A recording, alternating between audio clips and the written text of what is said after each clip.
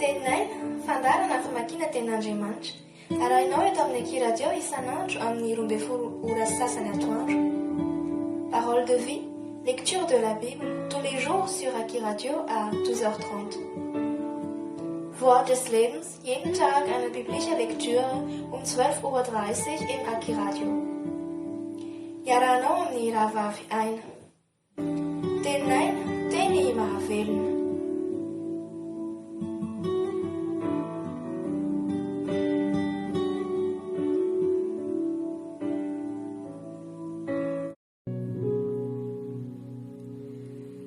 Ny filazantsara nosoratan'ny Jaona toko 7.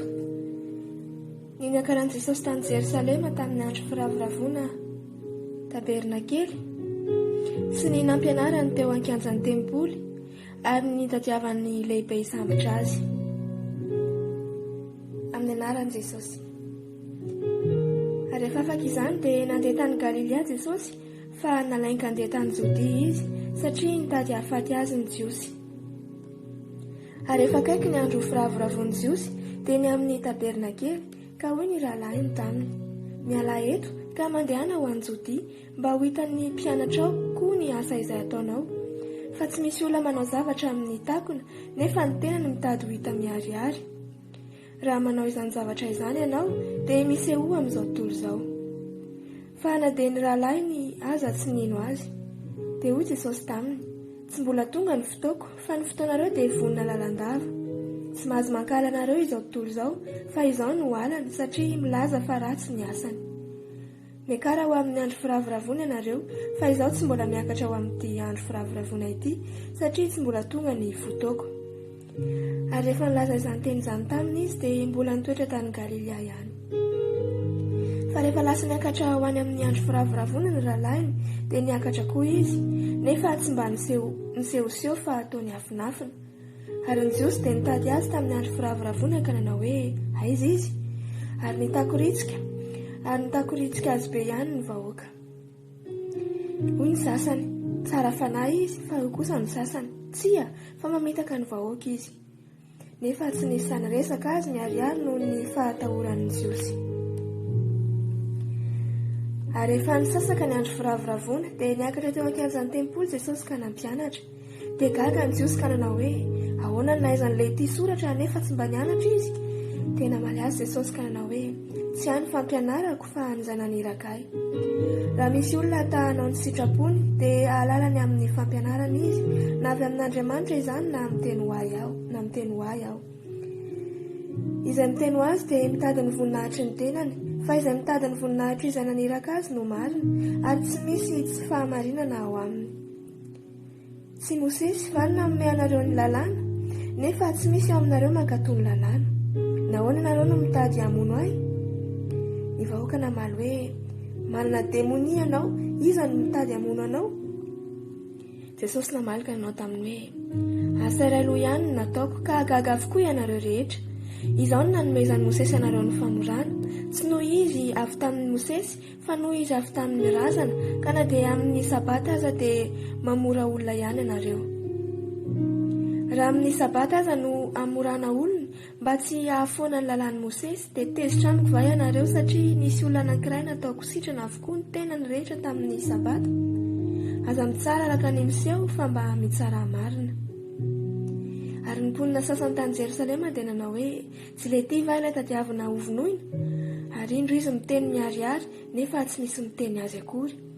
Sao efa fantatry ny mpanapaka nefa io no Kristy? Nefa fantatsika izay niaviany ilay io, fa raha avy Kristy tsy misy mahalala izay aviany. Dia nianso teo ankianjan'ny tempoly Jesosy raha nampianatra ka nanao hoe izao ny fantatrareo sady fantatrareo koa izay ny aviako.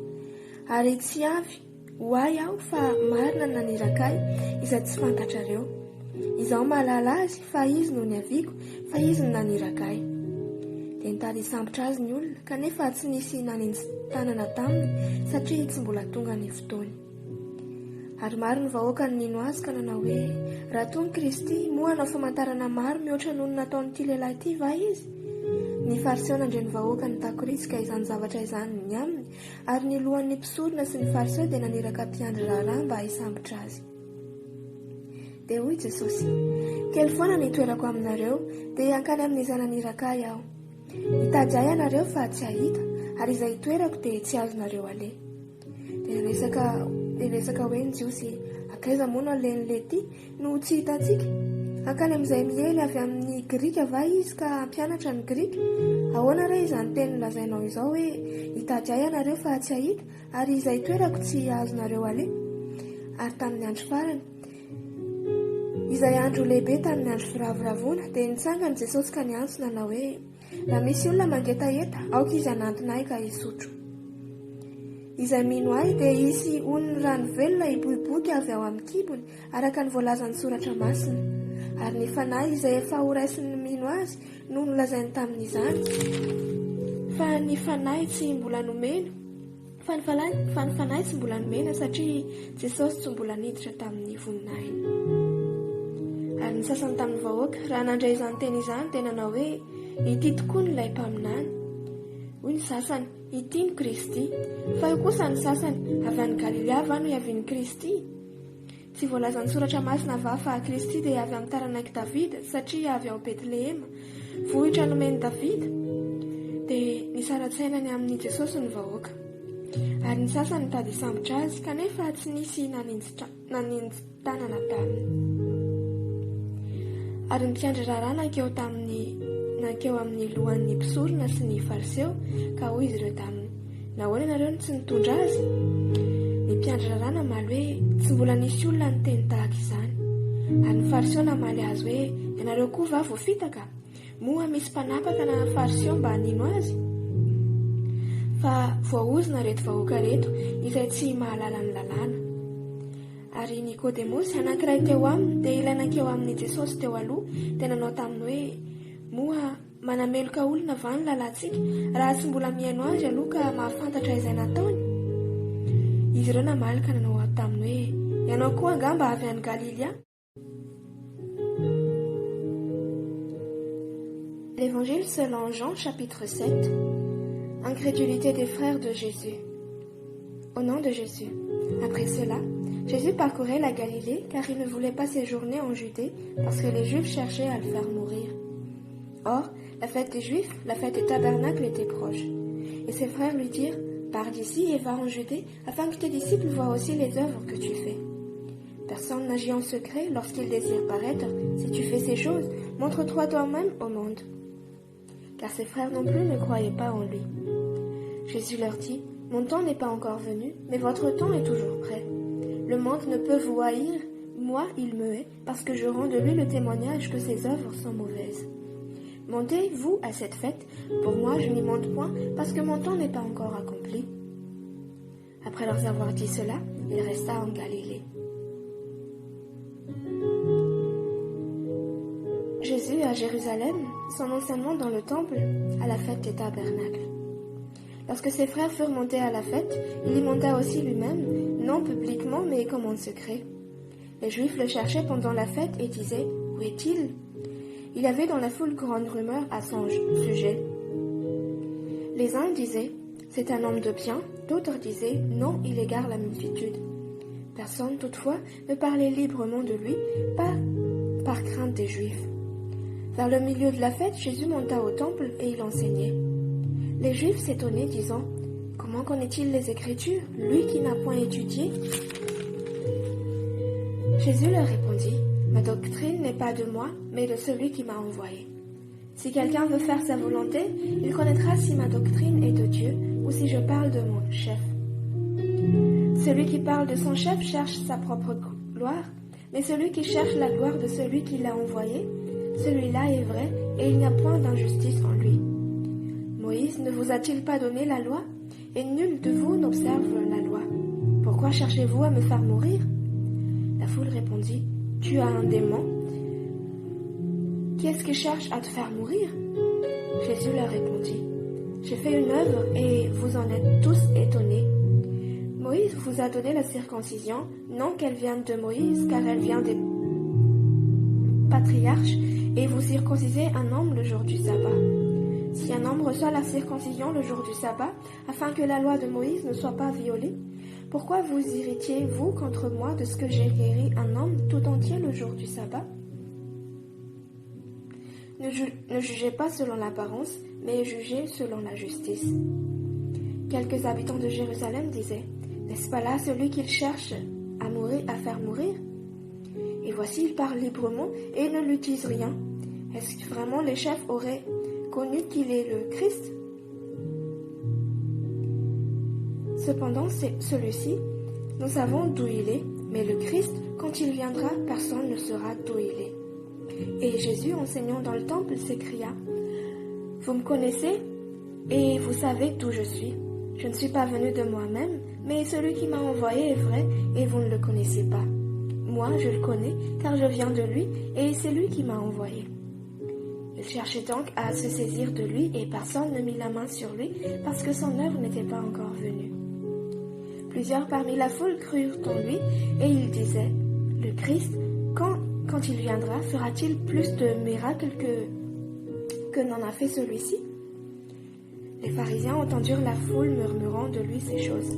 Alors les principaux sacrificateurs et les pharisiens envoyèrent des huissiers pour le saisir. Jésus dit, je suis encore avec vous pour un peu de temps, puis je m'en vais vers celui qui m'a envoyé. Vous me chercherez et vous ne me trouverez pas, et vous ne pouvez venir où je serai.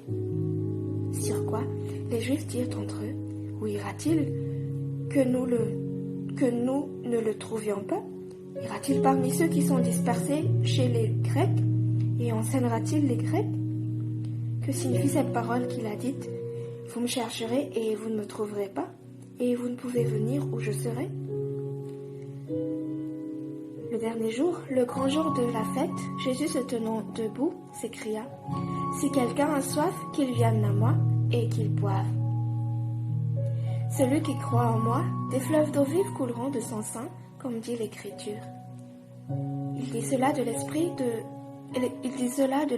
que devaient recevoir ceux qui croiraient en lui, car l'esprit n'était pas encore, parce que Jésus n'avait pas encore été glorifié.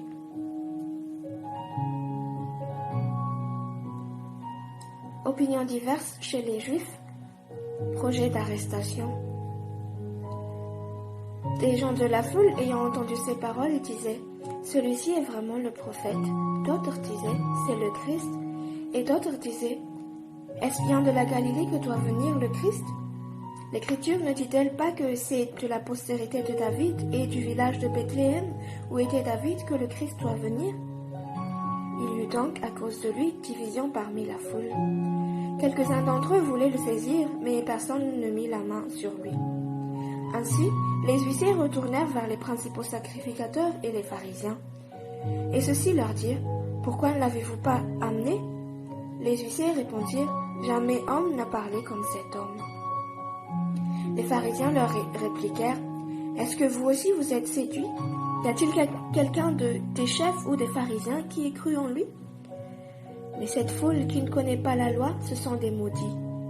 Nicodème, qui était venu de nuit vers Jésus et qui était l'un d'entre eux, leur dit, notre loi condamne-t-elle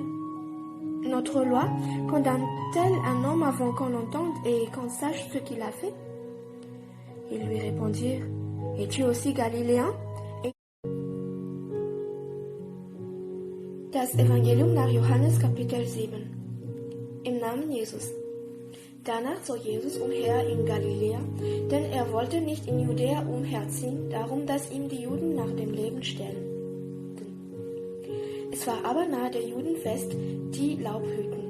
Da sprachen seine Brüder zu ihm, mache dich auf von dann und geh nach Judäa, auf das auch deine Jünger sehen die Werke, die du tust. Niemand tut etwas im Verborgenen und will doch frei offenbar sein. Tust du solches, so offenbare dich vor der Welt. Denn auch seine Brüder glaubten nicht an ihn. Da spricht Jesus zu ihnen, meine Zeit ist noch nicht her, eure Zeit aber ist allewege. Die Welt kann euch nicht hassen, mich aber hasst sie, denn ich zeuge von ihr, dass ihre Werke böse sind. Geht ihr hinauf auf dieses Fest? Ich will noch nicht hinaufgehen auf dieses Fest, denn meine Zeit ist noch nicht erfüllt. Da er aber das zu ihnen gesagt, blieb er in Galiläa. Als aber seine Brüder waren hinaufgegangen, dann ging da ging er auch hinauf zu dem Fest, nicht offenbar, sondern wie heimlich. Da suchten ihn die Juden am Fest und sprachen, wo ist der? Und es war ein großes Gemurmel unter dem Volk. Etliche sprachen, er ist fromm, die anderen aber sprachen, nein, er verführt das Volk. Niemand aber redete frei von ihm um der Frucht willen von den Juden. Aber mitten im Fest ging Jesus hinauf in den Tempel und lehrte. Und die Juden verwunderten sich und sprachen, wie kann dieser, die spricht, so er sie doch nicht gelernt hat? Jesus antwortete ihnen und sprach, meine Lehre ist nicht mein, sondern des, der mich gesandt hat. So jemand will des Willen tun, der wird ihnen werden, ob diese Lehre von Gott sei oder ob ich von mir selbst rede. Wer von sich selbst redet, der sucht seine eigene Ehre. Wer aber sucht die Ehre des, der ihn gesandt hat, der ist wahrhaftig und ist keine Ungerechtigkeit an ihm. Hat euch nicht Mose das Gesetz gegeben? Und niemand unter euch tut das Gesetz. Warum sucht ihr mich zu töten? Das Volk antwortete und sprach, du hast den Teufel, wer versucht dich zu töten? Jesus antwortete und sprach, ein einziges Werk habe ich getan und es wundert euch alle. Mose hat euch darum gegeben, die Beschneidung, nicht dass sie von Mose kommt, sondern von den Vätern, und ihr beschneidet den Menschen am Sabbat. So ein Mensch die Beschneidung annimmt am Sabbat, auf dass nicht das Gesetz Moses gebrochen werde, zürnet ihr denn über mich, dass ich den ganzen Menschen habe am Sabbat gesund gemacht? Richtet nicht nach dem Ansehen, sondern richtet ein rechtes Gericht. Da sprachen etliche aus Jerusalem, ist das nicht der sie suchten zu töten? Und siehe zu, er redet frei und sie sagen nichts. Erkennen unsere Obersten nun gewiss, dass er gewiss Christus sei? Doch wir wissen, woher dieser ist. Wenn aber Christus kommen wird, so wird niemand wissen, woher er ist. Da rief Jesus im Tempel und sprach, ja, ihr kennet mich und wisset, woher ich bin. Und von mir selbst bin ich nicht gekommen, sondern es ist ein Wahrhaftiger, der mich gesandt hat, welchen ihr nicht kennet. Ich kenne ihn aber, denn ich bin von ihm und er hat mich gesandt. Da suchten sie ihn zu greifen, aber niemand legte die Hand an ihn, denn seine Stunde war noch nicht gekommen. Aber viele vom Volk glaubten an ihn und sprachen, wenn Christus kommen wird, wird er auch mehr Zeichen tun, denn dieser tut. Und es kam vor die Pharisäer, dass das Volk solches von ihm murmelte. Da sandten die Pharisäer und Hohenpriester Knechte aus, dass sie ihn griffen. Da sprach Jesus zu ihnen, ich bin noch eine kleine Zeit bei euch und dann gehe ich zu dem, der mich gesandt hat. Ihr werdet mich suchen und nicht finden, und wo ich bin, könnet ihr nicht hinkommen. Da sprachen die Juden untereinander, wo soll dieser hingehen, dass wir ihn nicht finden sollen? Will er zu den Zerstreuten unter den Griechen gehen und die Griechen lehren? Was ist das für eine Rede, dass er sagte, ihr werdet mich suchen und nicht finden, und wo ich bin, da könnet ihr nicht kommen. Aber am letzten Tage des Festes, der am herrlichsten war, trat Jesus auf, rief und sprach, wenn da dürstet, der komme zu mir und trinke. Wer an mich glaubt, wie die Schrift sagt, von des Leibe werden Ströme des lebendigen Wassers fließen.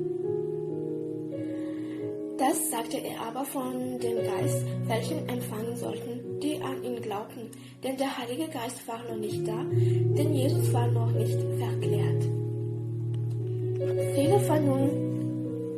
Viele nun vom Volk, die diese Rede hörten, sprachen, dieser ist wahrlich der Prophet. Andere sprachen, er ist Christus. Etliche aber sprachen, soll Christus aus Galiläa kommen? Spricht nicht die Schrift von dem Samen Davids und aus dem Flecken Bethlehem, da David war, soll Christus kommen? Also ward eine Zwietracht unter dem Volk über ihn. Es wollten aber etliche ihn greifen, aber niemand legte die Hand an ihn. Die Knechte kamen zu den Hohenpriestern und Pharisäern und sie sprachen zu ihnen: Warum habt ihr nicht gebracht? Die Knechte antworteten: Es hat nie ein Mensch also geredet wie dieser Mensch. Da antworteten ihnen die Pharisäer: Seid ihr auch verführt? Glaubt auch irgendein Oberster oder Pharisäer an ihn? Sondern das Volk, das nichts vom Gesetz weiß, ist verflucht. Spricht zu ihnen Nikodemus, der bei der Nacht zu ihm kam, welcher einer unter ihnen war. Richtet unser Gesetz auch einen Menschen, ehe man ihn verhört und erkennt, was er tut? Sie antworteten und sprachen zu ihm: Bist du auch ein Galiläer?